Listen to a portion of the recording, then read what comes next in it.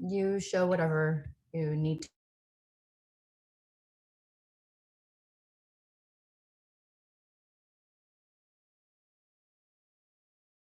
First, I need to share my screen. And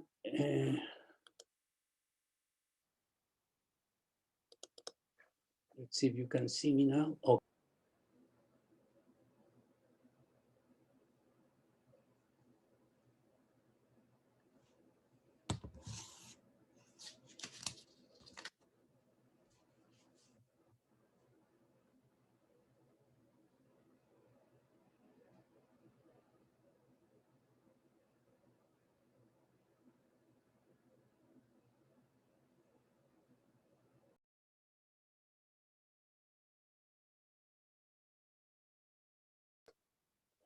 Okay, good morning, everybody. Welcome. What we are showing you is the model of multi-pod mentoring.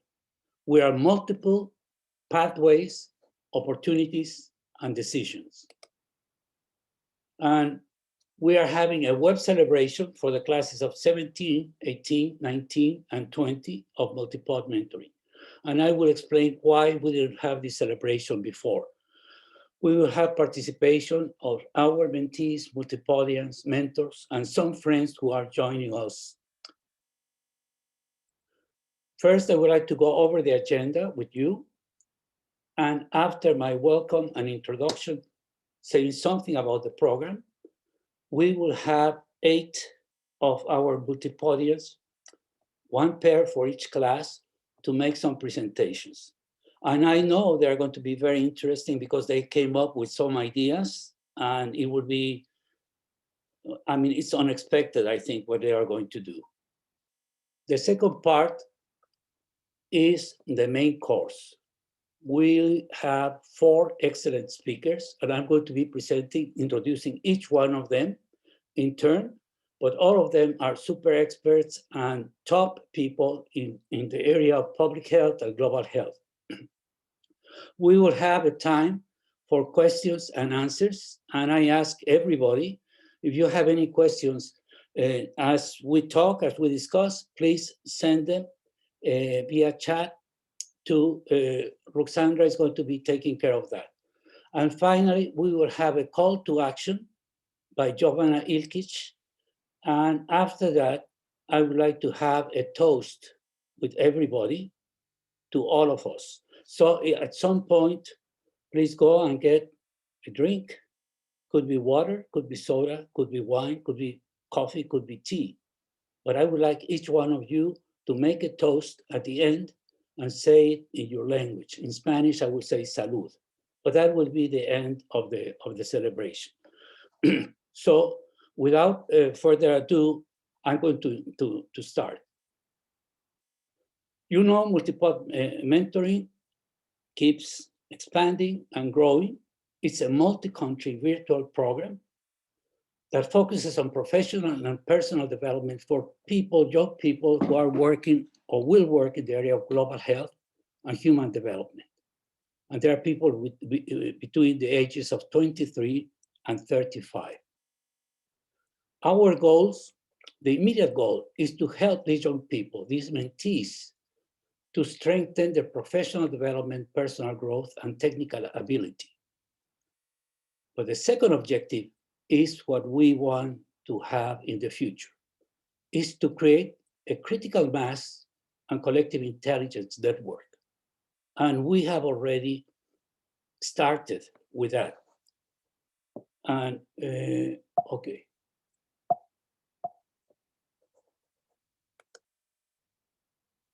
I want to tell you the people that we recruit in the program.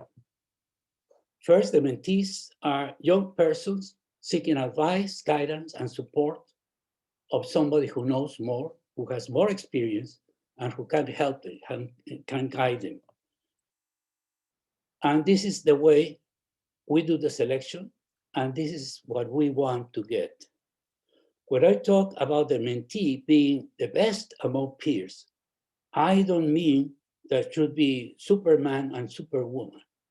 But I want to emphasize that we need people who are striving to be the best. Could be a maintenance man could be whatever, but we want them to try to be the best.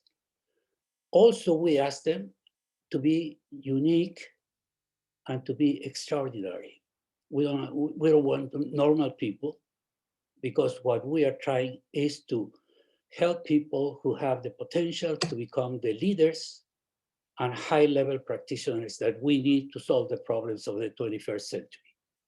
And this is what we expect for our mentees to be first useful, second effective, and third successful. And this means accomplished by societal, institutional, and their own standards. And that includes the family and the support group and friends, etc.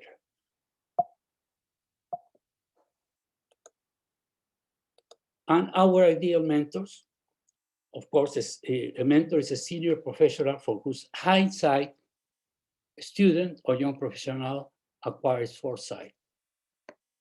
And this is what we ask of our mentors: what they are, what they have, and what they can give. First, they have to be successful. Their career has to be successful. They must have, and they do have, experience and knowledge. And what they give is their empathy. They pay attention to the young people, and then they also transfer their wisdom, the perception, intuition, good judgment, and questioning, and the recognition of what's important in life. That is what wisdom is.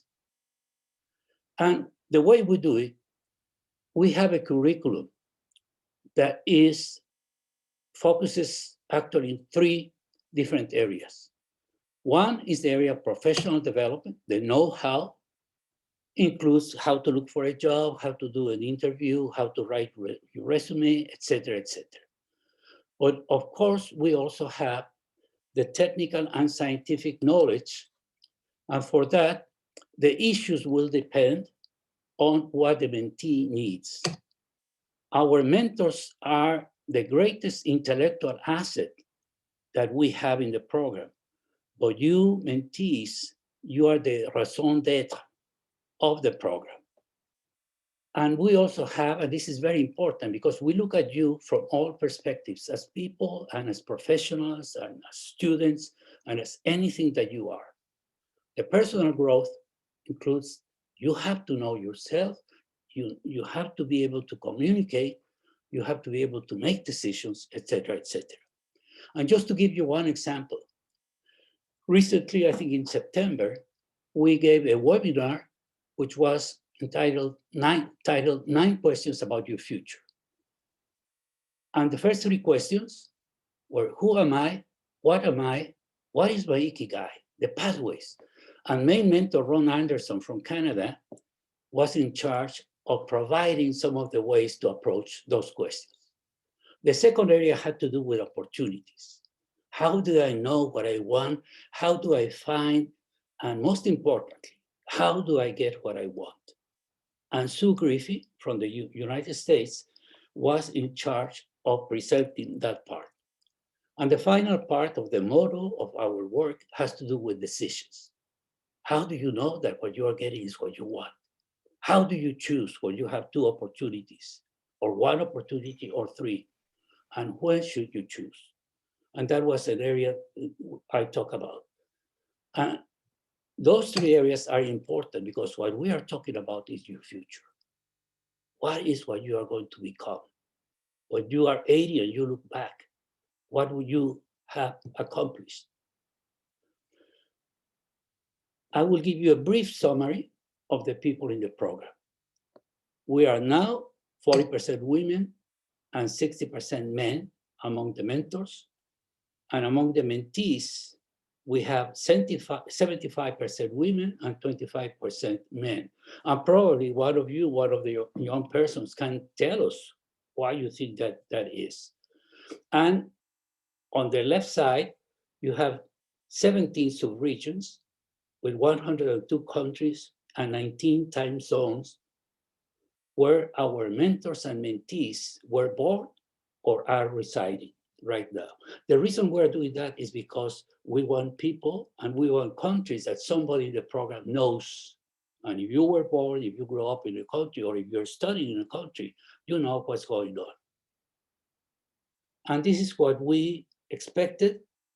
And I think we are more than that. This is the map from the first 2 years and the second 2 years, or the 4 years, is the global distribution. And as you can see, we were everywhere. And now we are going to have people in South Korea this year. And these are some of the schools where our students and our mentors are graduates from. The ones I have underlined are the ones in which we have 3 or more mentees from that school. And the London School of Hygiene and Tropical Medicine, we have at least 10 or 12 from that school. We have 4 or 5 from Harvard. We have 4 or 5 from University of Toronto, et cetera, et cetera. We have also from 5 universities in Scandinavia. And this is just to show you, there are different universities in different places and many more. Now I go to the final evaluations. The proof of the pudding of the cake is, the proof of the recipe is in the cake. What is what you got?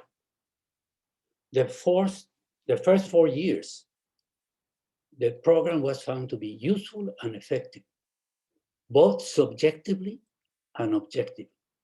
One had to do with the opinion of the participants, and the second one had to do with the actual achievement of the goals of our students and professionals. And the second point, and that's why I insist, the second and third points are why I insist so much in having at least 7 sessions, because we found that as a threshold for the achievement of the goals. Some people have 1, 2, or 3, and they usually are not successful. So that's one of the reasons why we do that. And 7 seems to be the magic number. With some of my mentees, and perhaps Sue and Ron and many of you have up to 20 sessions, but that will depend on what the mentee needs. And this is more or less the range of success. 60 to 70% got the job that they wanted.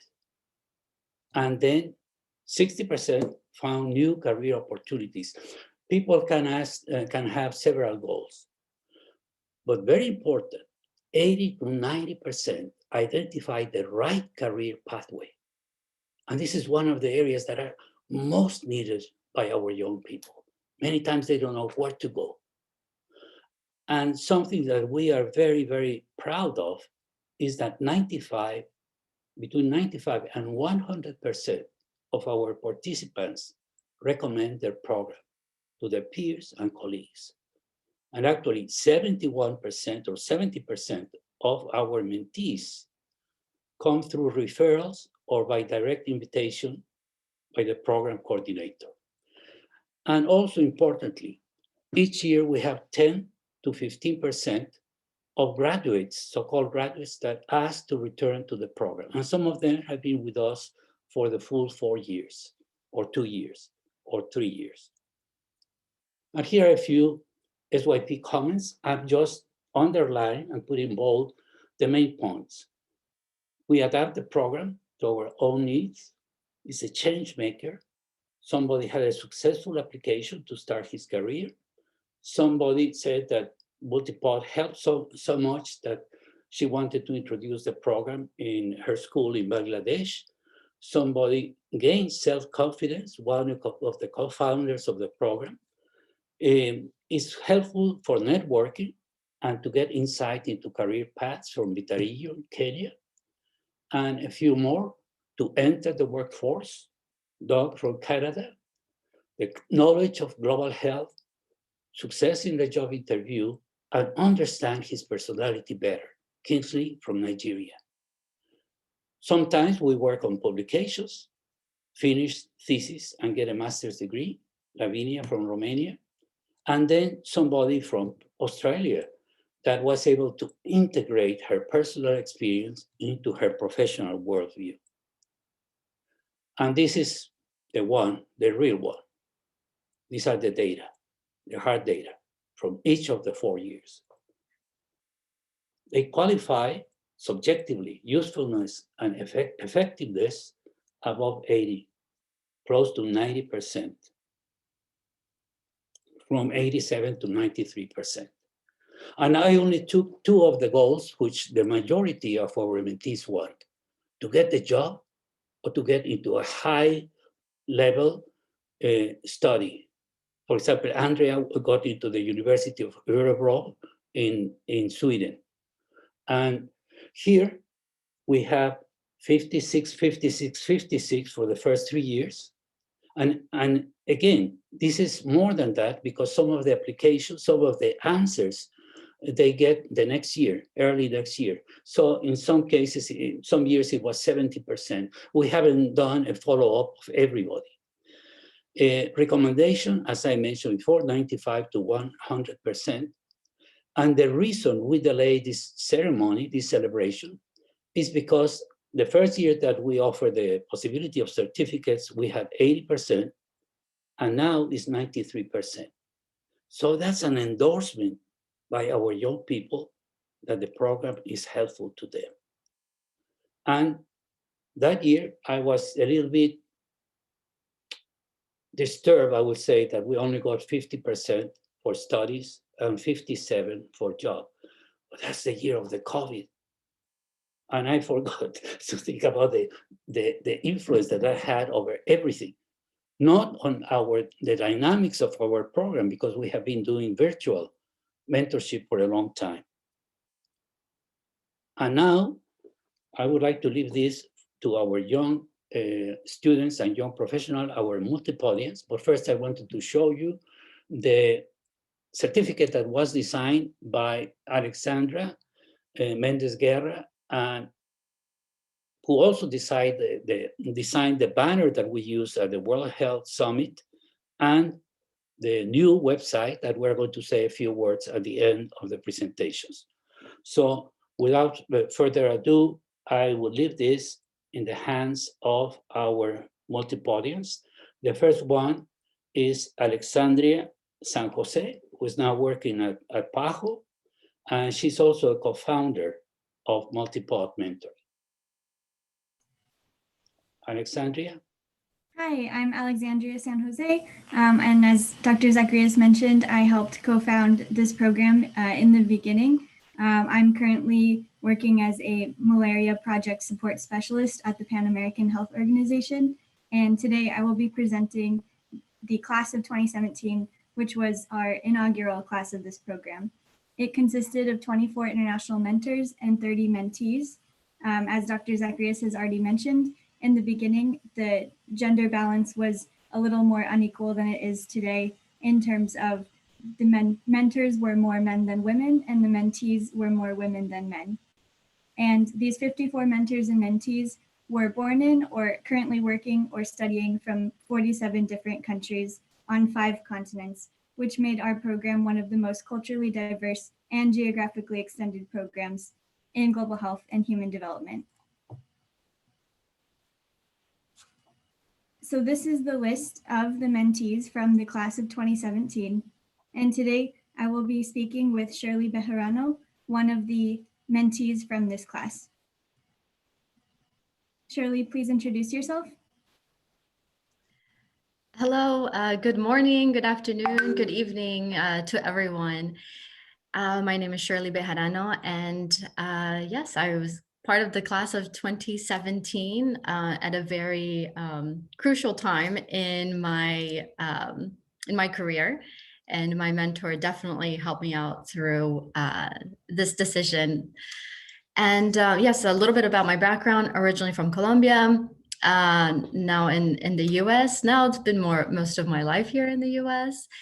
And my background is in anthropology and public health. And I'm currently based in New York City. And most of my background or career experience has been in HIV prevention. Thank you, Shirley. So today I want to ask you, what do you think it is that people in your generation need most? Okay, I think this is a really great question, and I think we can add so many things. But some of the first things that pop into my mind is, I know this seems a little bit obvious, but mentoring is definitely one thing that I have, I can't say enough about it, and how I see it's been able to influence everyone's career paths, and truly guide them. And we all need guidance. We all, at some point in our career, and I would say we, as everyone who is here present, um, at some point in your career, you were guided, and that is how you got to where you're at. Hopefully, we'll hear about some of the speakers later, and how, you know, how did they get also into their to the level that they're at. But mentoring is definitely one thing. It's an unintentional plug for MultiPOD, but that is one thing. The second thing that I was thinking about is opportunities, is just having the opportunity, just giving the chance. For example, when I was in Barcelona doing my master's in global health, we ended up starting another organization, which is the Global Health Next Generation Network, because we wanted to make connections and to be able to gain those opportunities, connection with other organizations, other students. How can we, you know, get the first step in, because we were running into the issue of, you can't get experience without experience. So this vicious cycle of, well, then how do I get in? So I think a lot of, and this also has to do with just the industry of how some companies and organizations want that. They won't hire you unless you have experience, but you need to get in. You have to give people a chance, especially, you know, younger, passionate people, and they won't let you down. So those are my 2 cents. Thanks, Shirley. Now I'm going to pass the microphone to Lauren to introduce the class of 2018.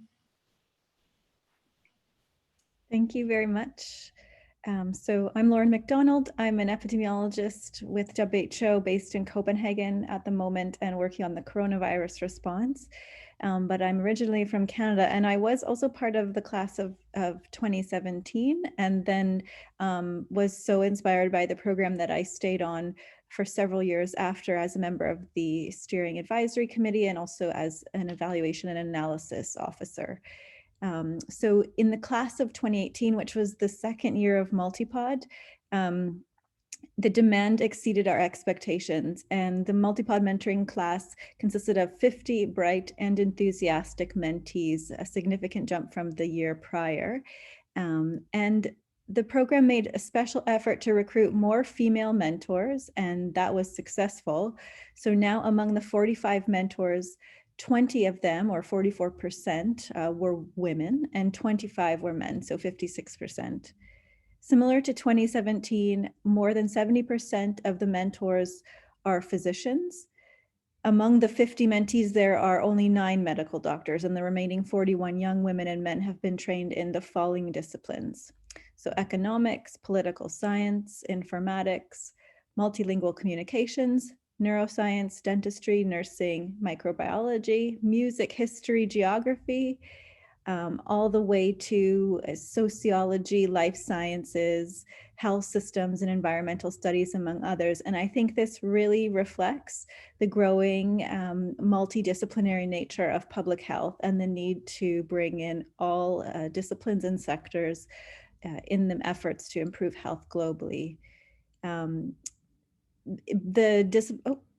We can move to the next slide. Thank you. So the mentees in the class of 2018 are listed here. And I'll be speaking with Charlie Zhang today. So Charlie, could you introduce yourself? Oh, I think you're still muted, actually. Yeah. Hi, everyone. My name is Charlie. I was born and raised in China, and for the past 9 years, I was living in the Netherlands. Now I'm in Cairo. So my educational background is in European Union politics and law, but my passion is in the international development and health equity. And now I'm currently a communications officer at the daughter organization of MultiPOD. It's called Coalition for Global Health Innovation. Excellent. And I'd like to ask you a question today. What do you think may be the reasons why most of the countries which have better control of the COVID-19 pandemic are led by women? So for example, Norway, Denmark, Iceland, Germany, Finland, or Taiwan, China. Do you think this is the result of epidemiological factors, better management, social organization, etc., or is it just serendipity? So I think this is a great question, and we need to talk more about it. But I don't want to give a cliche answer, but definitely hold some truth that female leaderships are generally more compassionate and more collaborative. And when it comes to life and death situation, we are less likely to take risks. But at the same time, we need to know that, for example, Taiwan, New Zealand, Iceland, Finland, Norway, Denmark, they are also very developed countries. So the human development index numbers in these countries are very high, and they have really good healthcare systems and very good social welfare. So those countries are able to take a punch when it comes to lockdowns, when it comes to curfews. And that's exactly what these countries did. They had very early and decisive actions in the very beginning of the outbreak. So that's how they managed to keep the death rate very low. So that is my answer. Yes, thank you. That's a really comprehensive answer, and I think you make a lot of good points there. Thanks very much, Charlie. So I will hand over now to Andrea, who will introduce the next cohort. First, I'm sorry to interrupt. I would like to give credit to the mentors of the two classes. And here you can see the names.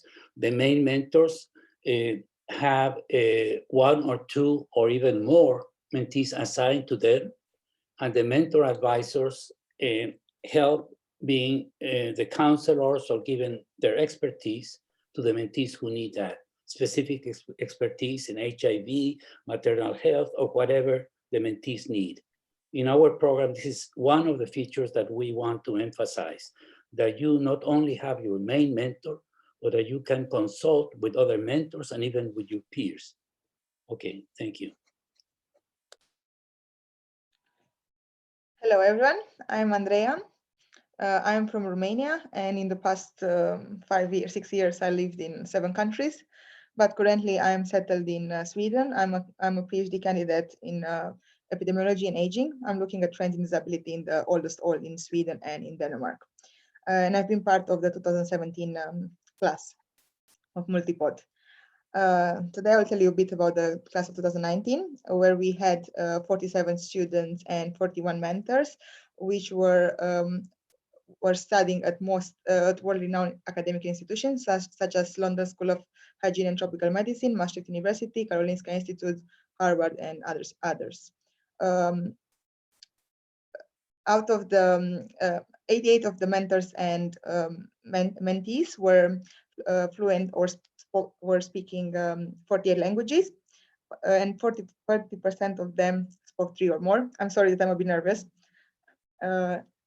Most of the United Nations languages were spoken by our participants in the group, and also other Asian, European, African, and American languages such as Amharic, Asante, Bengali, Bulgarian, Burmese, Cantonese, and so on.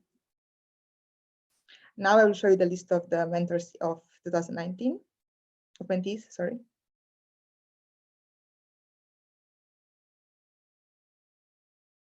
Thank you. And today I will be talking with Toib. Toib, could you please introduce yourself?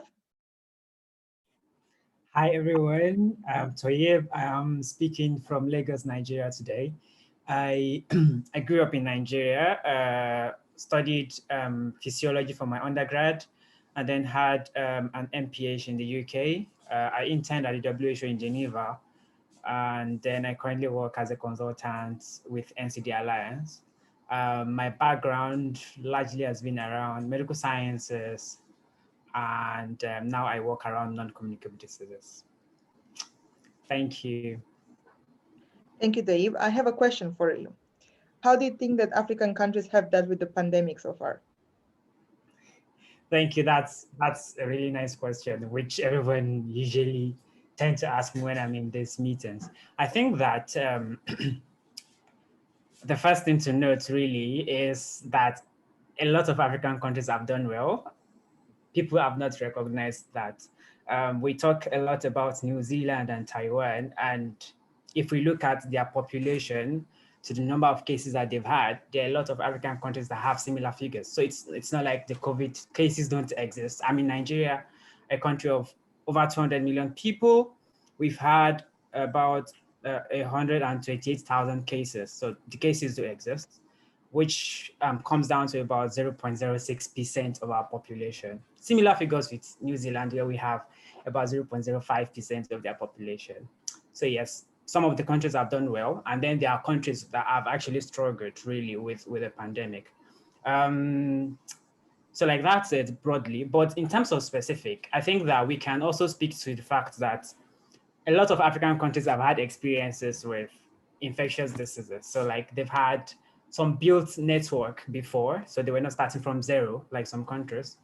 In Nigeria, for example, we often have Lassa fever, we often have Ebola as a predominant issue, and we have laboratories for this already that could easily be adapted for the COVID-19 situation. And I think that another thing that the African countries have really done is that because of those previous experiences, they saw the urgency to act. So in Nigeria, for example, our COVID-19 task force is really dominated by people in government. The chair of the board is the secretary of the government. We have about 7 ministers: aviation minister, the health minister, the education minister. So it's multi-sectoral, and there's been a lot of work around this area. I can speak to a personal experience. So I was in Europe up till August in 2020, and I traveled through Italy, I traveled through Netherlands, and I was in Switzerland. And none of those countries, from a public health perspective, were doing as much as they should. Italy was in the center of the pandemic in the early part of 2020, and yeah, so like people were not wearing masks often in public transport. In Geneva, I think people were not wearing masks until very late into 2020 in public transport. So like these were measures that in Nigeria, for example, when I moved here, I could see that there were strict legislation on wearing masks before accessing some buildings, before accessing some places. So I think that these are the kind of initiatives that African countries have taken to address the pandemic. Some of them have been successful, some of them are learning, and some of them have struggled. But yeah, that's my answer. Thank you so much. Thank you very much for your answer. I will now give the word to Mehdi, who will present the class of 2020. Thanks, Andrea, and thanks, everyone.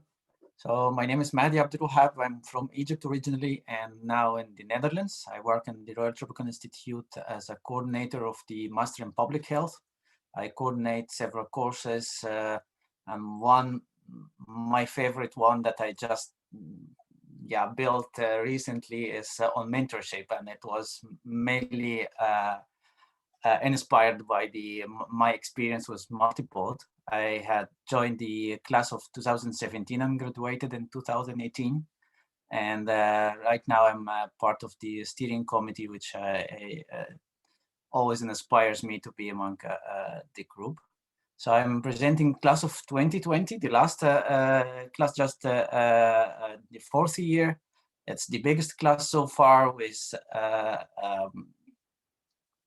44 new mentees and a few people who joined late. And as Fernando mentioned earlier, that there were people who joined from earlier classes who are changing again within their career, or they needed extra help or support. So they joined, 8 people joined again the program. 85% of our current cadre of 65 mentors are, we see the percentage of women to men is even higher than previous years. However, the opposite happened with the mentees, and we have 82% women compared to before. And we did this year an analysis for the characteristics of what mentees prefer, or what kind of qualities are preferred or admired by the mentees. We see the top of the list: honesty, humility, passion, compassion, and open-mindedness, which all also reflect within the MultiPOD's values, which are integrity, solidarity, excellence, and equity. And I didn't know this acronym before, but it is really nice. IC, that's well formulated. And it confirms with our belief, and that we shows well among also our mentees that match our values, and they continue to take the words forward. And now I would like to move to the class. You see here list of all the class from the different countries. And I was supposed to be introducing Priyanka Trista from Nepal. However, she couldn't join us today, and she sent a testimonial that I would be reading part of it now, if you allow me. And I know that we are short of time, so I wouldn't be able to read the whole letter.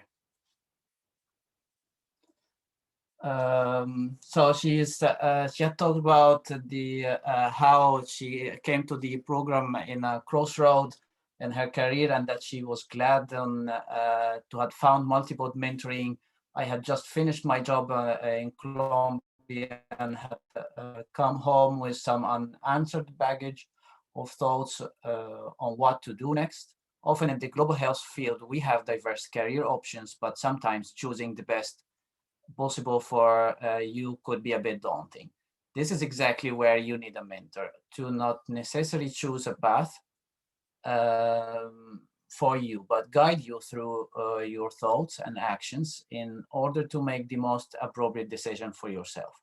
MultiPOD mentorship program kept me motivated to continue on my global health career, and thankfully I am working on pursuing a PhD in implementation science this year.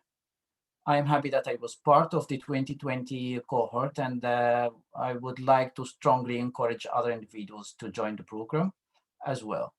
Finally, I wish MultiPOD program will keep growing and continue to empower and inspire generations of global health leaders. And of course, she thanks her mentor, Anne, who is here. And thank you all, and have an eventful day. Priyanka Trista from Nepal. And I tried to ask Fernando to not mention earlier that Priyanka didn't join us today because she's traveling to Seattle, and she just received this week that she was accepted in the PhD program that she was applying for. So she's not here today as a sign of accomplishment for her goals out of the program. So, and this is something that we are happy about. I had a question that I was supposed to ask to Priyanka, similar to the previous speakers. And I guess I can ask it to all the women and the mentees and here. And similarly, as noted on all the presentations of the different classes, that we can notice that a lot more women are entering the field of global health and public health. And we notice this also among the students of our master's programs. Why do you think that this is the case? Anyone would like to share your thoughts on why more women and young women are joining the global health field.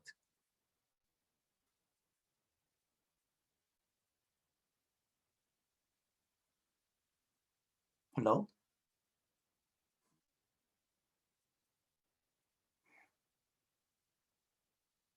Maybe I see Lana had you raise your hand. Yes, I have. Well, I think this is just by the way women are. I think that women are generally more related to that parental motherly role, and they have a feeling they have to look after the people, after the world. And I think that's why they're more open to global health and looking after populations that may be in need.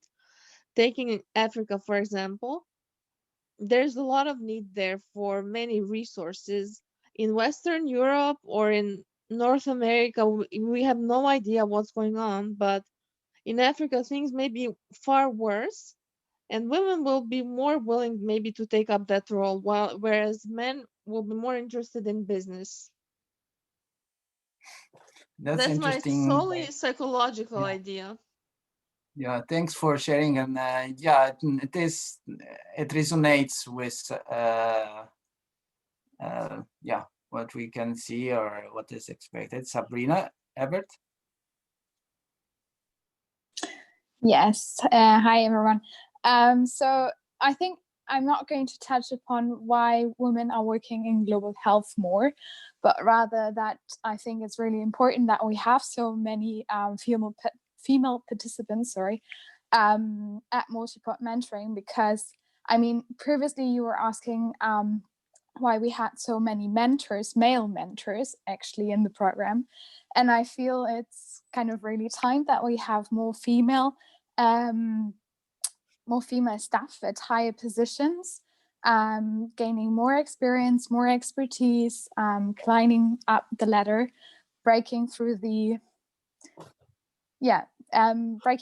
and having higher positions and earning a lot of respect and being able to mentor other mentees later as well.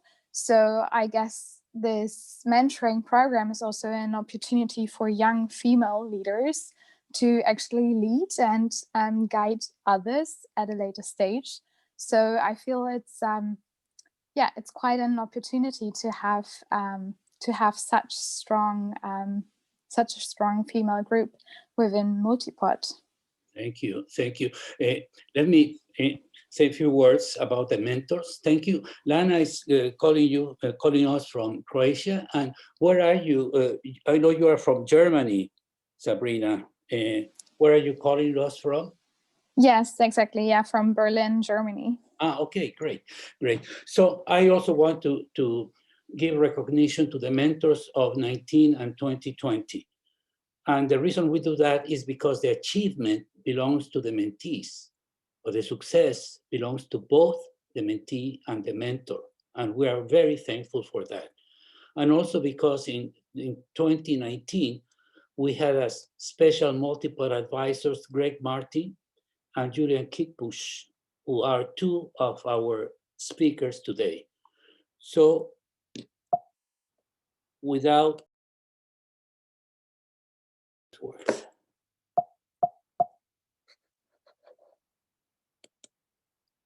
Okay, come to the table, my friends. You'll see what is going to happen now. Our first speaker,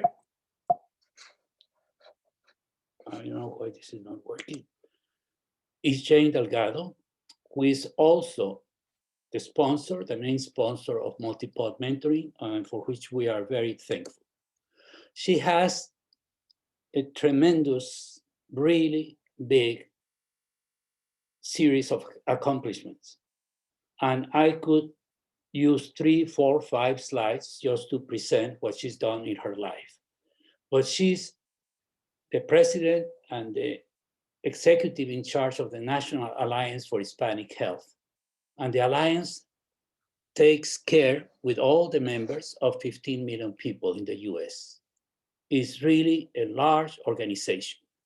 But what I would like to emphasize about Jane, in addition to all the work she's done, she's a recognized author. She writes books about health directed to the Hispanic population in the US, is these words.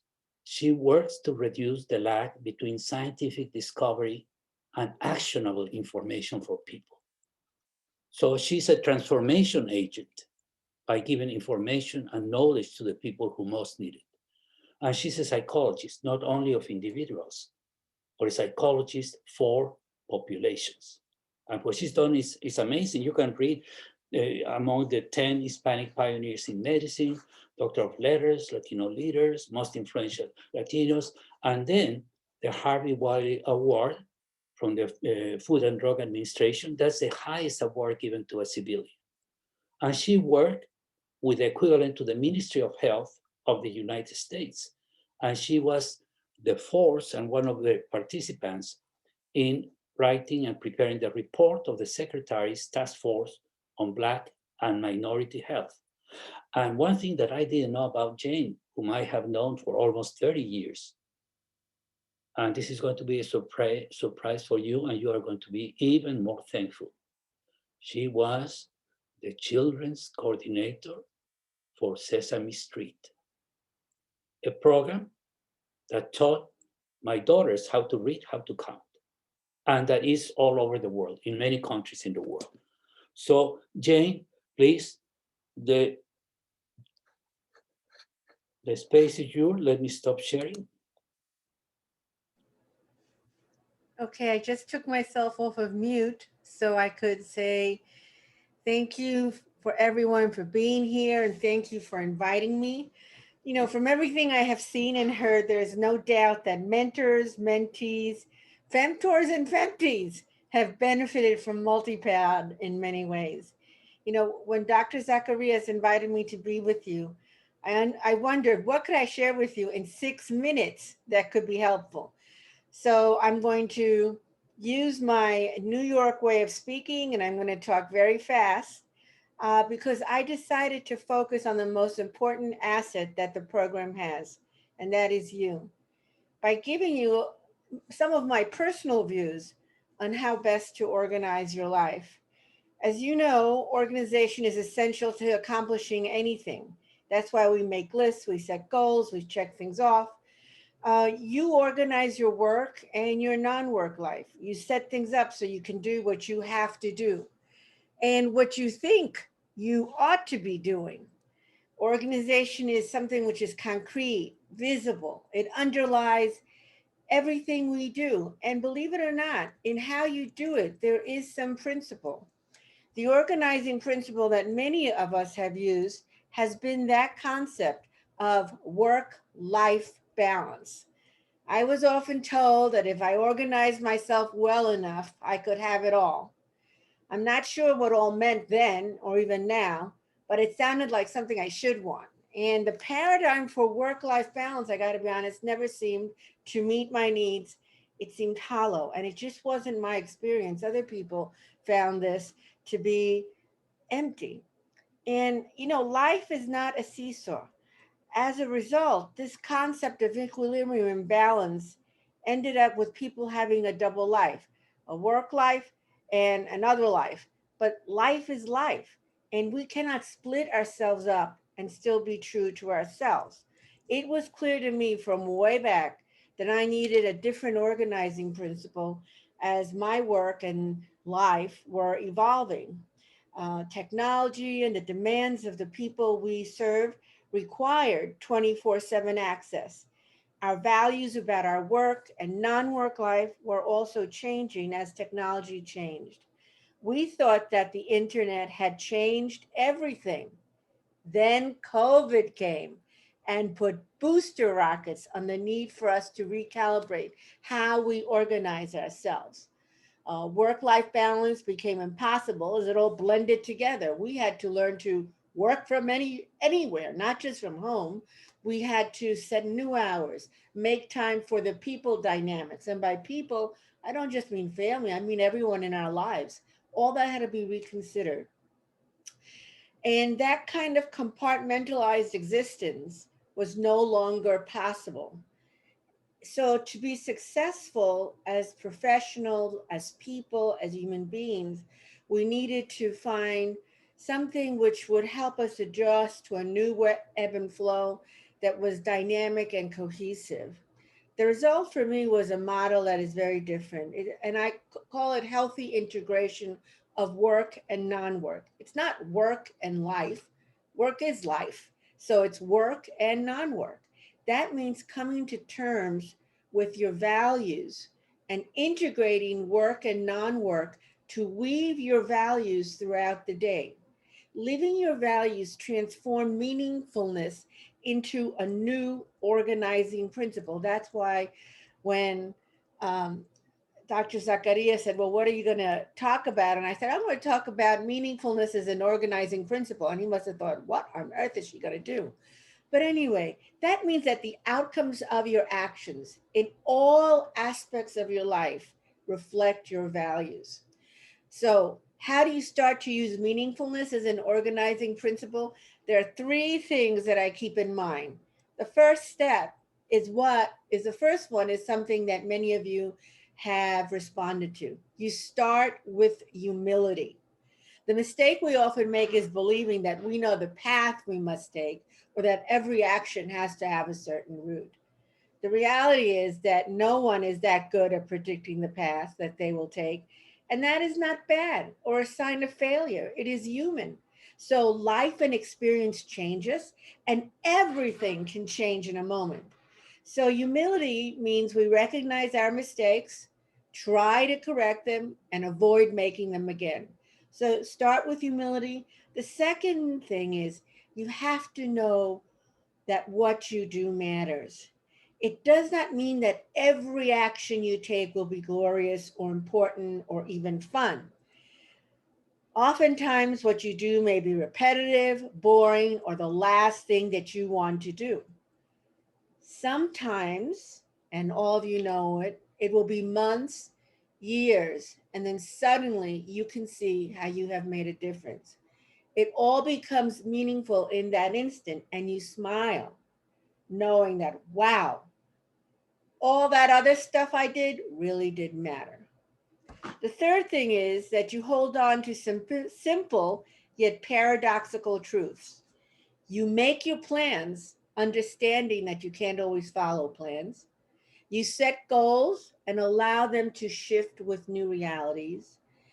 Know that the effort you make may seem worthless, but may turn out to be essential. And you do the very best you can. Sometimes it will be enough, and sometimes it won't even be close to what is needed.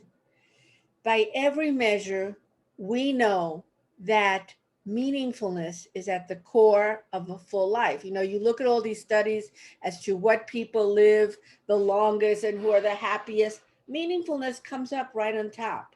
So when you least expect it, the meaningfulness of what you're doing or have will be what drives you. It is not in the planning or organizing or recognition that meaningfulness reveals itself.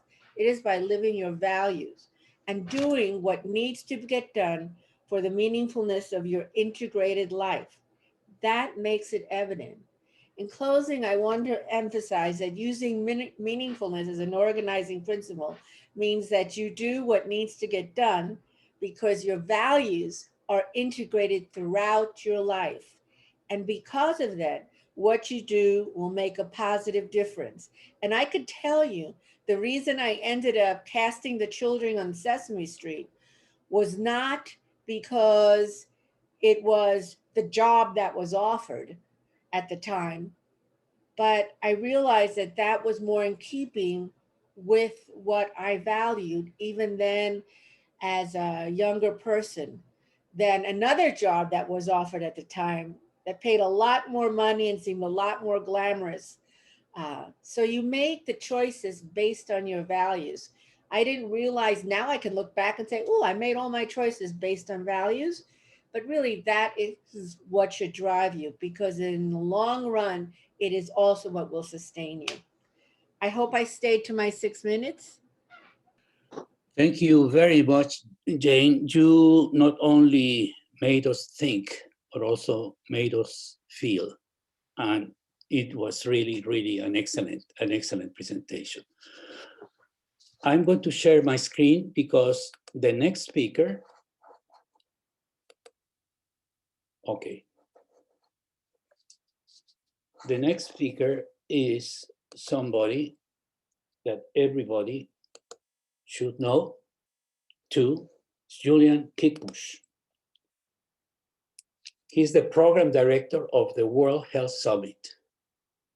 And this is one of the most important meetings on international health, European health, or global health in general. And it's what merges policy, politics, science. Their motto, let me see, is science. What is the next one?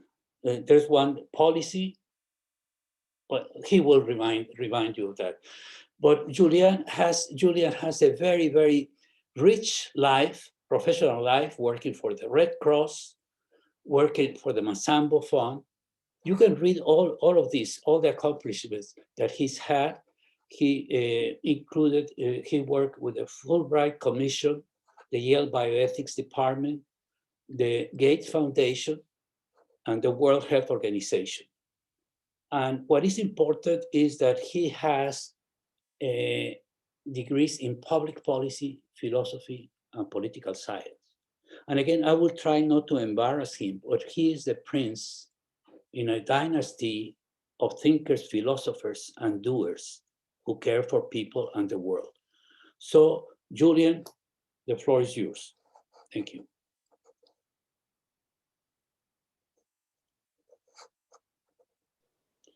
Thank you. Can everybody see and hear me? Yes. Okay, perfect. Since I'm a young person, I'm supposed to, or relatively young at 37, I'm supposed to know how to do all of this screen sharing and all of this stuff. But just please bear with me while I try to get my presentation going here. Share screen, there we go. And start broadcast. I think that's how it's supposed to work. And now I share my screen. And now you guys should probably see the World Health Summit 2019. I will have to say, I'll try to keep it short.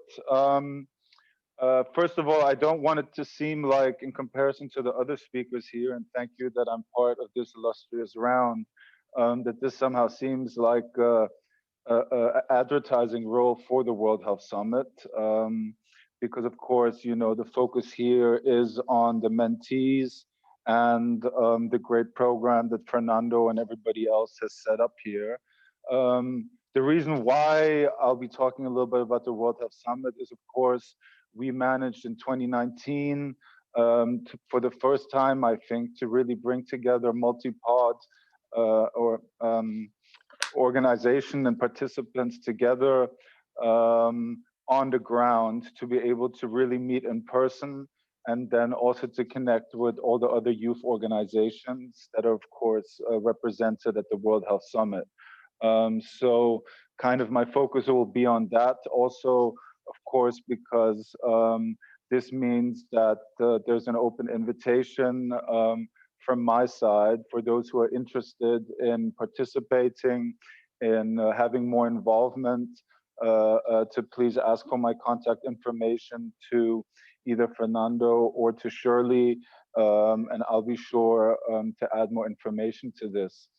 So that this doesn't seem like too much of an advertising role, just because of some of the issues we talked about before.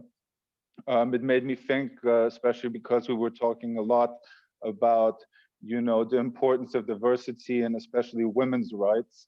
It made me think of a great quote by the late Christopher Hitchens, who said that the cure for poverty has a name. In fact, it's called the empowerment of women. If you give women some control over the rate at which they reproduce, if you give them some say, take them off the cycle of reproduction to which nature and certain doctrines condemn them, and then you throw in a handful of seeds and perhaps some credit, the floor of everything in that village or in that city, not just poverty, but education, health, and optimism, it will increase. It doesn't matter if you try it in Bangladesh or in Bolivia, it works and it will work all the time. So that's my intellectual addition, even though it's stolen from somebody else, to the important talks that we've had. I'd like to switch now more to my sales part, I guess.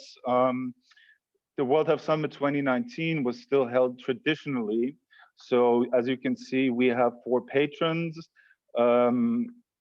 from the Chancellor Merkel to the President Macron, back then still the President of the Commission Juncker, and of course Tedros. The important thing is that these patronships are not tied to the people, but they're tied to the offices. So of course, when things started with Sarkozy, back when the summit started in 29, they have consistently, each president also endorsed the summit. So that's an important issue to take into account. So as you can see, we usually have 3 days of on-site program with around 320 speakers, 2,500 participants on site, 50 sessions with VIP lunches, dinners, all types of ministers, CEOs, and presidents coming. And then, of course, a gigantic World Health Summit community. The way our program is set up is to really focus on the 4 intersectoral pillars that are important for health. So we include political decision makers, we include academia/science, we also include the private sector, and we also focus on civil society. So you can see back when things were still COVID-free, you can see here from our opening ceremony, back when things were a little bit different. Here you can just see since I took over in 2015 and kind of tried to change the summit from a more academic conference to a more policy-focused conference. I think that the growth has reflected this because, of course, if we still think back 5 or 6 years ago, you know, most people were still talking about more public health.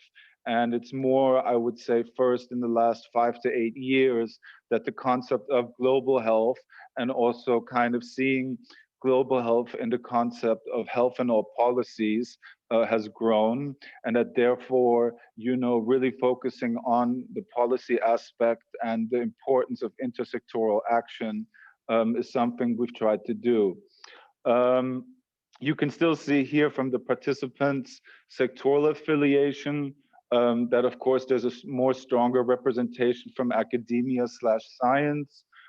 What we have been very good in, though, in comparison to other conferences, is ensuring the gender balance, which of course, as you can tell by my introductory stolen statement, that I especially have a focus on ensuring gender balance within the program. If you look at the participants from 100 countries, you might now think, well, wow, this is just the Global North G20 meeting. These numbers are only reflective of where people register from. So let's say that you're a Nigerian who registers from a G20 country, you're going to show up under that G20 number, but because of German privacy laws, we can't, you know, collect data that involves people's real nationality, ethnicity, etc. So even those participants' origins in Germany, that also might be foreigners who just live in Germany. So these numbers should be taken with kind of a grain of salt. So this is still just some pictures from the old way. You can see our return of retention and duration of stay, how things have kind of broken down. I'm going to jump over the financial breakdown. What's also important to the summit is we have a very unique academic network where we have the M8 Alliance as kind of the academic backbone that also provides our executive committee that I report to, to make sure that the program is reflective of the interests of the worldwide community. We only allow people to join through what we call smart growth, which means that we only have people join the M8 Alliance that express their interest to us. It would be very easy for us as the summit, especially with the reach that we have now, to broadly invite institutions, but we do not do this because we wait for an institution to ask us to join, because that then shows to us that there's institutional commitment behind it. And, you know, we're not just creating some 100 different organizations putting their name on there, but in reality, only 50 of these organizations are doing any type of work or giving us any type of oversight. So you can also see here our M8 Alliance Assembly, quite diverse, as you can tell, which we've also tried to ensure. Me as the tallest guy in the room, I'm the one in the back, in the middle, smiling there, because as the tall guy, you're always forced in the back.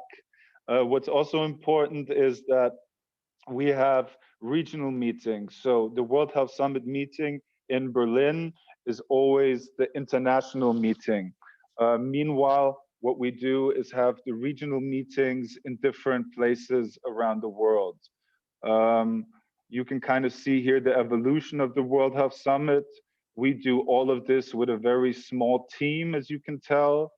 Then 2020 came, and because of the COVID-19 issue, as you can see here from this number, we had to completely switch to a digital conference.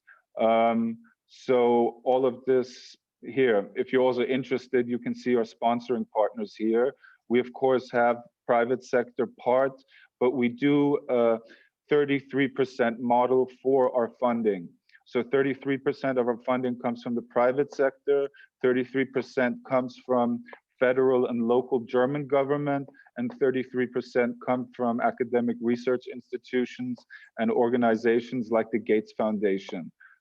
We try to keep it at that level because we do not want to be beholden to either of these sectors.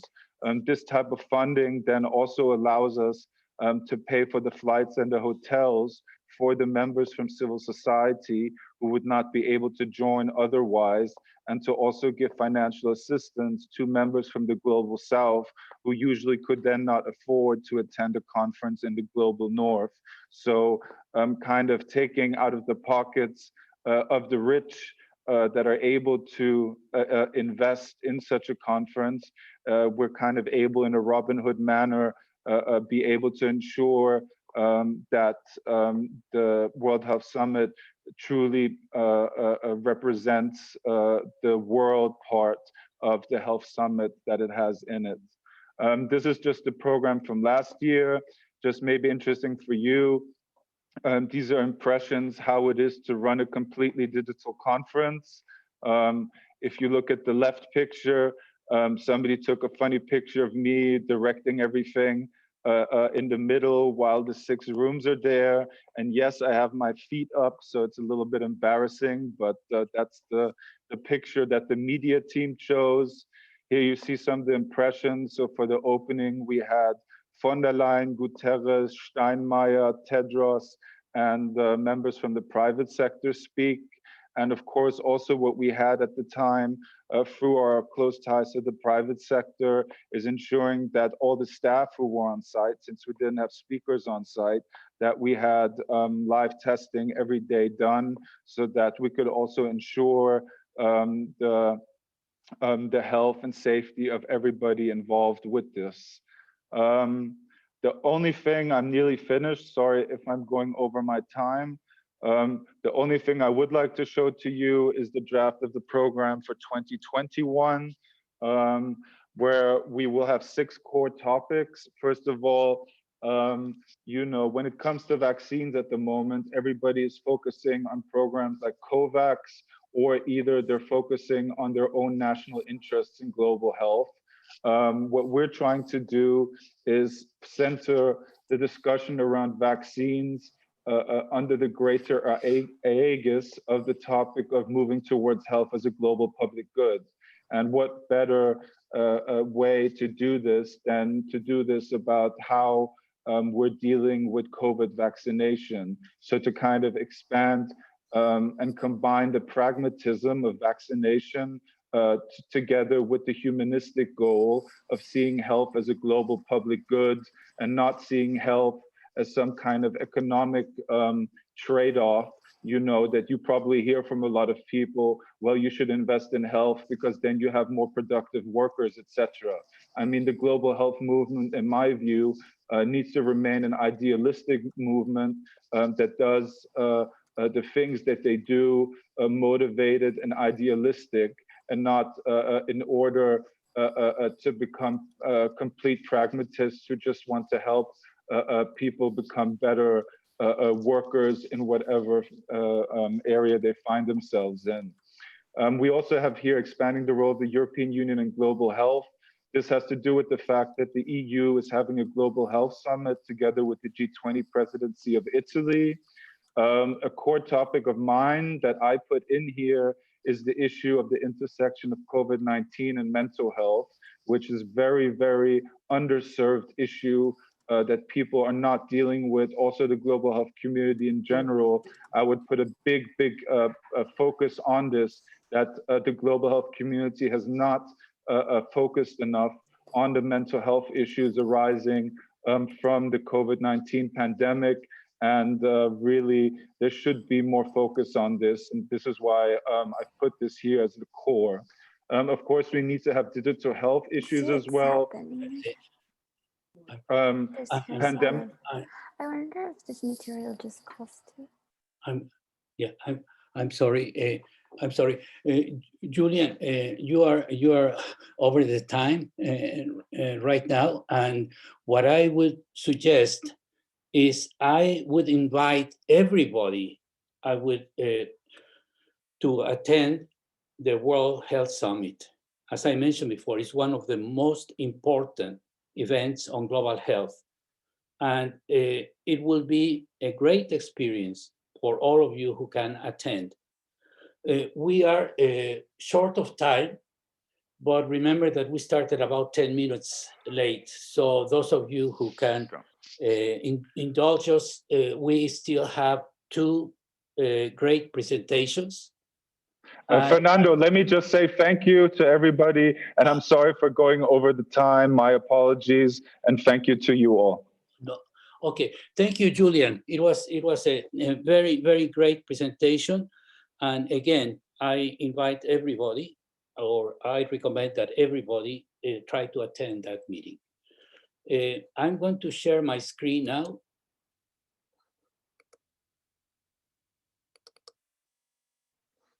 And after Julian, we have Jean-Luc Poncelet. And Jean-Luc is a disaster management international expert with many years of experience. You can read everything that he's done. He was the director of the program at the office, the regional office of the World Health Organization for the Americas, the Pan American Health Organization. And he's all worked in several other countries.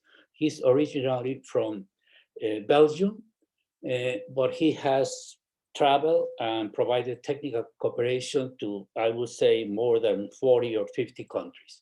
And he's now an international consultant with Towards a Safer World, the company or the organization that he created. He's a medical doctor with an MPH degree, and he's actually a man who works with the earth, air, fire, and everything else, trying to prevent and control disasters.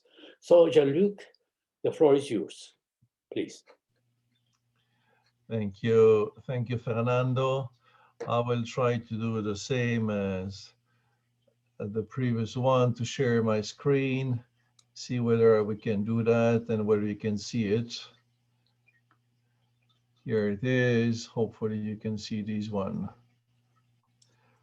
Um, so nice, it's difficult, Fernando, to speak after you and all those excellent speakers and all those mentees who are so smart. So just a brief one as the time is really running. You mentioned me that you would like to share a bit some ideas about what I'm working on. And so the idea is very simple, is that the world can be safer. And so what does it mean? It sounds to be a very impossible task. I think when you are young, you believe that it is impossible to make many things, but it is not so true. And let's see the example of disaster. So I think the first question I had to starting, in '85, as a young epidemiologist, was a bit wondering how one was possible. Can we make the world safe from disaster? And to be quite honest with you, when I started working, I was wondering, I did that because it was an opportunity to write some articles, and it was an opportunity, but I really didn't believe it could be done. So why is that? Well, you have seen, many of those pictures of destruction. For example, this one is an earthquake in Mexico in 1985, when we start looking at that idea of making a country safer from disaster, especially health facilities. That picture was really isolating everyone, because it's a hospital Juarez in Mexico that not only kill people, but also kill the medical team that was meant to go out and to save people's life that were trapped in that hospital. So it was really a question of desperation that people believe it could not be done. When you see hurricane, is the same type of picture of desolation. But the answer is not that it can't be done, but yes, it can be done. So if you see, that building, although those are concrete slabs, you can see where you see the arrows there. The arrow there showed that, is the floor that collapsed to each other. And the collapsing of the floor to each other is just due to one very simple thing that an engineer taught me in 1987, is that you can just, tie the two steel bars together that cost a few cents to put them together, and the concrete slab will not fall. Another engineer tell me, that the hospital can be safe also because in hurricane, why hospital are destroyed is not because of the wind speed, but it's because the people who built the hospital didn't take into account the wind speed. And if you want to take into account the wind speed, well, look at the picture. If you look at the picture of destruction, you say, well, nothing can be done. But if you look at the part of the picture that the house there has been standing, you see the part of the roof restand, some part of the roof didn't. And so the difference between the destruction on the street and the house that is remaining is very simple. It's called hurricane strap. It costs a few cents to make a house, a hospital, safe for the wind speed. So those simple techniques tells you that there are low cost solution that do exist. So we know it exists, but you also know that some population have to live in high risk area. When we see that picture of Goma, Goma in DRC, to a very beautiful lake, and you see a nice mountain in the back, you say, well, it's a bit poverty and health. What can we do in that one? Well, if you don't remember what happened a few years before, like in 2002, that was Goma. The street there were covered with mud and lava coming from that volcano and the mountain there in the back. So those people are living there, and you say, what can we do in such a situation? Well, preventing those populations to be there is possible when you do it before. You can stop, immigration. You can do many other things. So prevention is really where the solution starts. But you have to know what are the problems. So obviously, we are living in a world that is more at risk. Climate change shows us that the population is growing everywhere. We know that the pandemic is coming not because the virus says there's more virus, but because people are living every day in area displacing, biology. So zoonosis are really an issue. And probably also an issue is that we are living in a world where the personal interest supplants the interest of the group. And I think, Fernando, I think with the program MultiPOD, there is a real opportunity to think otherwise. I think there are plenty of people full of ambition, keep track of what can be done otherwise. I mean, with the group, not only for their own interest. So the solutions remains a triple word: prevention, preparedness, and resilience. Prevention, we can have low-cost measure. I have shown you a couple of them. It's really low cost when you do it before. However, institution individuals are really reluctant to warning. It's more than 30 years that people have warned that the pandemic will come. And you have seen from Macron to Timbuktu, everyone was saying what a big surprise it was to have a pandemic. It's just incredible. In public health, we know those risks do exist. So we have to know that there is a resistance to do that. So prevention and advocacy goes very well together. Also, we have to accept that preparedness has to be there, that we have to, unfortunately, foresee the disaster will happen, and so we have to prepare for it. But at the real end of the battle, the front line is the local. The local community are the first one to increase the resilience when they're aware, when they know about it. So that's where we have to work. So that's, I think, in a nutshell, a bit what towards a safer world is that we can make a world safe from disaster. It is possible. Solutions do exist. It seems a huge and impossible work, but yes, it is possible. It's a question of being aware, working before, and I think public health is the best area for prevention, provided we take into account that we have to work with other people, work with other sector. And love the fact that only a few people are medical doctor. Although I'm a medical doctor by training, I love that so many, are combining anthropology, philosophy, psychology, economy, because that's where the solution lies.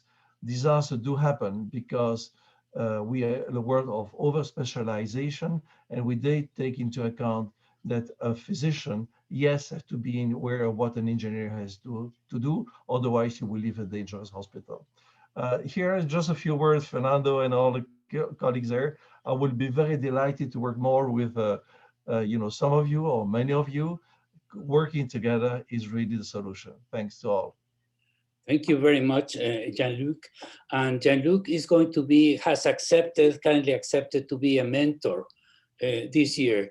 So you can fight for him, the new mentees. Thank you very much, Jean-Luc. And now, yeah, I have to give you back the screen. I think maybe you have to take it off. Oh, wait with that one. Yeah.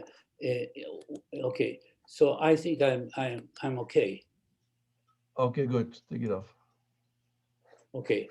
Thank you. Jean-Luc Poncelet, the next speaker, everybody knows or should know, and I'm going not to say too many words about him, but Dr. Greg Martin is a specialist in public health medicine, and he still works in the hospital, in the health services in Dublin.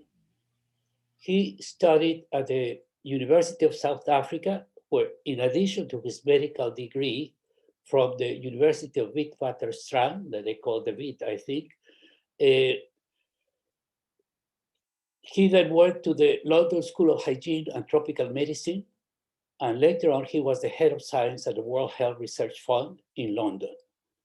He also worked for the Clinton Health Access Initiative as the director of the Eliminating Mother-to-Child Transmission. But perhaps you know him more as the founder of editor-in-chief of the journal Globalization and Health. And perhaps many of you are also subscribers to his highly instructive YouTube channel, Global Health with Greg Martin. Greg is a man, most of us run with the time. He runs against the time because he can teach you in 15 minutes what will take you 1 day, 2 days, or even more days to learn by yourself. So Greg, the floor is yours. Please go ahead. And he has an invitation for all of you. Well, thanks very much. I appreciate that very kind introduction. And I actually have a very short, I don't have any slides, and I've got a very short talk, if you want to call it that I'll just give to you. And it's just a couple of thoughts. You know, last night, I had a live stream YouTube presentation where we had people participating live, and it was an opportunity for people to ask questions. The topic of that particular episode was how to get a job at the World Health Organization. So it was because, you know, one of the panel members and myself had both worked at the WHO. And so we were giving people an opportunity to ask practical questions. And one of the questions that somebody asked, and I actually, at the time, I kind of felt as if I didn't really give an adequate answer, but I've been thinking about it all day. The person said, the question from the audience was, what would you sort of tell your younger self, or what do you wish you knew then that you know now? If you could speak to your younger self, what would you tell them? And I can't quite remember what I said, but I'm not quite sure that I gave a great answer. But this is what I think might have been a better answer. If I could speak to my younger self, if I go back 20 years or so when I kind of started out in public health, I think I would want a better understanding of the different kinds of learning that you need to do as a professional in public health. There's some learning that you get done just by virtue of your education. So you get a medical degree, you do an MPH, and a certain body of knowledge gets shoveled into your head, and that's useful, and you need that. But then as your career progresses, that learning process has to continue. And I think that there's different kind of buckets of learning that it's useful to be aware of. And it helps in terms of making career decisions and deciding on directions that you may or may not want to take as a professional. So the one bucket would be technical knowledge, right? And this could pertain to a disease area like HIV. So you might you might get deep knowledge in the area of HIV, or an exposure like, like tobacco, or it might be around a discipline like health policy, economics, health economics. And you get a deep knowledge in a space like that. And getting that kind of deep knowledge is very useful career-wise, because if you look at jobs that are advertised, usually the jobs are advertised in very specific programmatic areas. So they're looking for a person, and especially if you look at like the WHO jobs, they're usually asking you for a certain number of years experience in a very particular domain area. So you need to have clocked up. So that's useful. There's another kind of knowledge, and this is more sort of your transferable skills. So that doesn't pertain to any particular discipline, or it doesn't pertain to any disease or exposure. These are skills like management skills. How do you get things done? How do you performance manage a team? How do you provide feedback? How do you project manage? How do you change manage? How do you engage with leadership and strategic thinking? None of these things pertain to a particular discipline or particular disease area. These are transferable skills. And I think that's useful stuff. And I think you need to sort of proactively try and develop those skills as you progress in your career as a public health professional. And then finally, there's a kind of knowledge that you can only learn from your peers and your colleagues and your mentors and your mentees. In other words, there's a body of knowledge that we really do learn from each other. It's not in books. You can't do an MBA. This is understanding the landscape, understanding the stakeholders, understanding the pitfalls, understanding the priorities, understanding what works and what doesn't work in public health. That's the stuff you learn from each other. And that's why something like MultiPOD is such an important innovation. Even though in a structure like this, there are mentors and mentees, you'll probably find there's quite a lot of learning going in both directions, just because we're human beings and we all have sort of interesting insights about the world around us. So I think that's kind of quite an exciting kind of learning, but being conscious of it helps you to proactively engage in it. Now, I'm preaching to the converted, because by virtue of the fact that you're all involved with MultiPOD obviously means that what I'm saying is something you've been conscious of and you've proactively engaged with. So I'm delighted. I'm going to finish, that's basically, I'm finished with what I wanted to say, but an invitation that I have is, I'm over the next little while, particularly during this year, wanting to make quite a lot of content on YouTube about careers, about jobs, about how to identify job opportunities. And that's now, we will very quickly get to the limit of my knowledge on career opportunities and how, like, so yesterday's episode was how to get a job at the WHO. I could talk about that because I worked there. Right, so we've, you know, and I've only worked at one or two other places, and so we're going to very quickly exhaust any knowledge that I have. What I want to do is I want to tap into the sort of community out there, and that includes, you know, everybody on this call, and invite people to get involved with this conversation, so that we can, you know, and the idea would be that we would have conversations online on YouTube live, so that people can ask questions, answer questions about, you know, if you want to apply for a job at, let's say, the Clinton Health Access Initiative, where I've worked as well, what are their priorities? What are they looking for? Where would you find a job application? What would a cover letter look like? You know, just literally, let's talk through the practicalities of applying for and looking for career opportunities, and help each other understand, you know, how to navigate what is, for most of us, quite a complicated and confusing environment.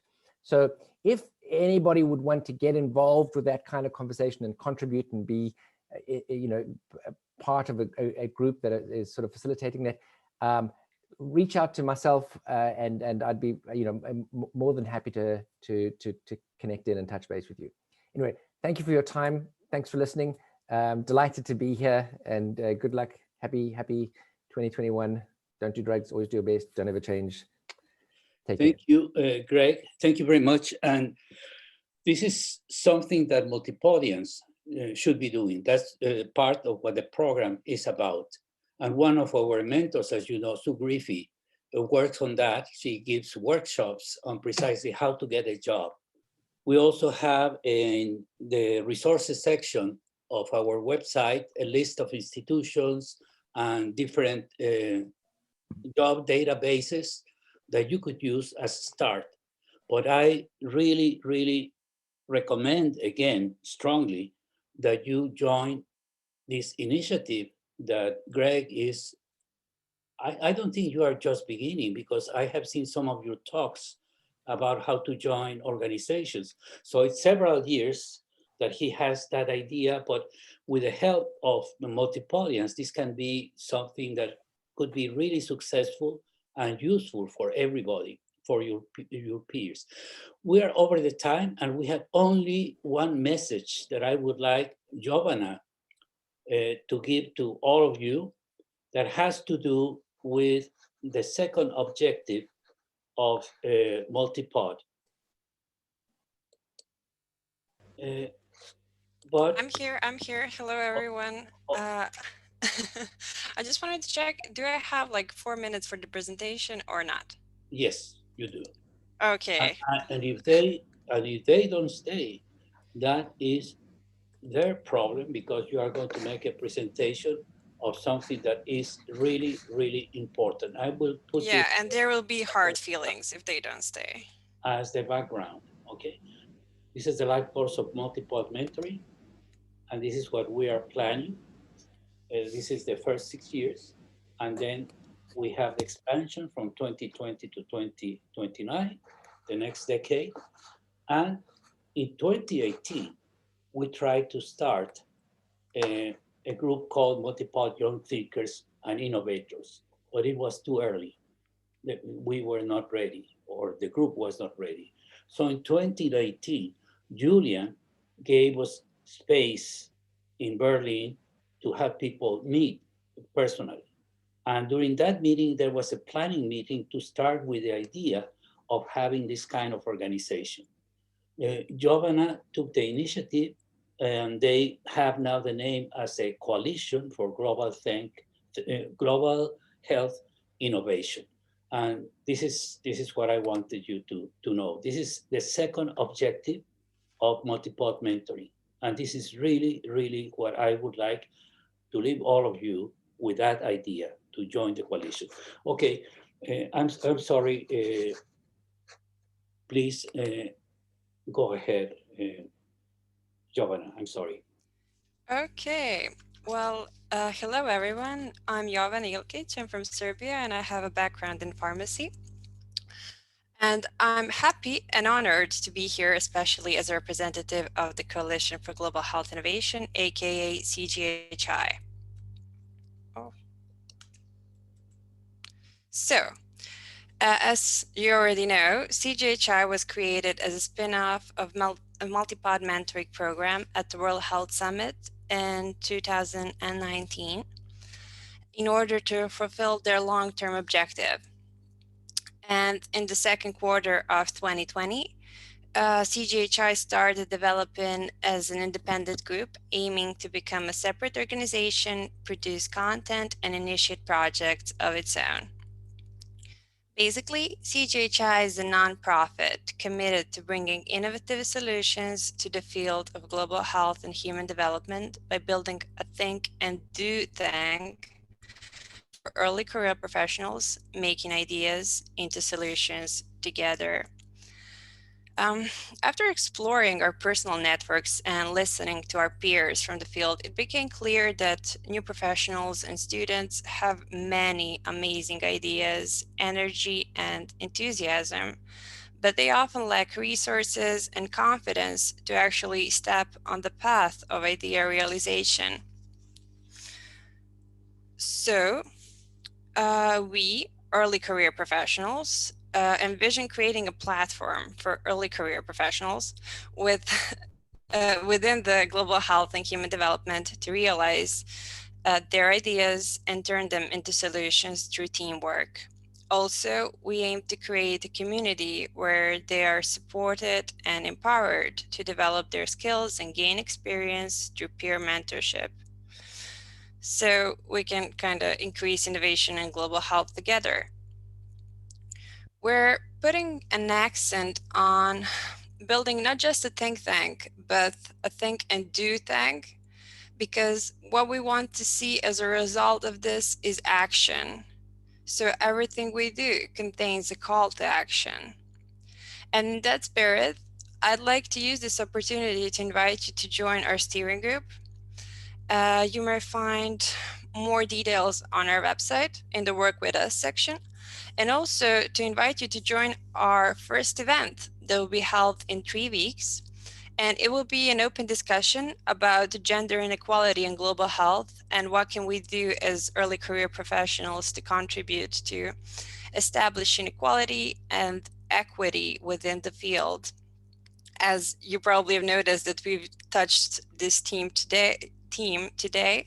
And also we were recently discussing like how there are less and less males in global health, new generations, and what should we do about it. I mean, this was originally intended to be an internal event, but if you're interested, please reach out to me, Shirley, DZ, or to our CGHI mailbox, and we'll provide you with more details. I'd say that's it for me today. Thank you for your time. We'd love you if you join us, and don't hesitate to reach out anytime. I think I was quick. Yeah, you were quick. Thank you very much, Jovana. And we have come to the end of the meeting. I apologize because we went a little bit over time, but it was necessary, and I want to thank our wonderful speakers, my younger colleagues who introduced the different classes, and especially all of you, MultiPODians, students, young professionals, and our friends and mentors who participated at this meeting. I will invite you to visit our website because we have two very interesting sections. One of them is the resources that I mentioned before, and the other one is a new idea called the Salon, where we have space for all of you to share your talent and your creativity, because that's the other part of you, not only the professional part. And we have excellent photographers, Mahdi. Jovana is a poet and a fortune teller and many things else. And we have also people who have the kinesthetic and the normal, the natural intelligence. Andrea, for example, is a champion of judo, but he doesn't want to talk, she doesn't want to talk about that. And we have talent, Brian Wong, who was with us in 2017. He's a violinist in 2 orchestras in London, and so forth and so forth. So that space will be dedicated to your writings, to your poetry, to your music, to your dancing, to whatever you want to do. So please visit that website, which, by the way, again, was designed by Alexandra Mendes and Joan Cunha from Portugal. And take a look, and then we may ask you, what do you think? What else should we introduce on the website?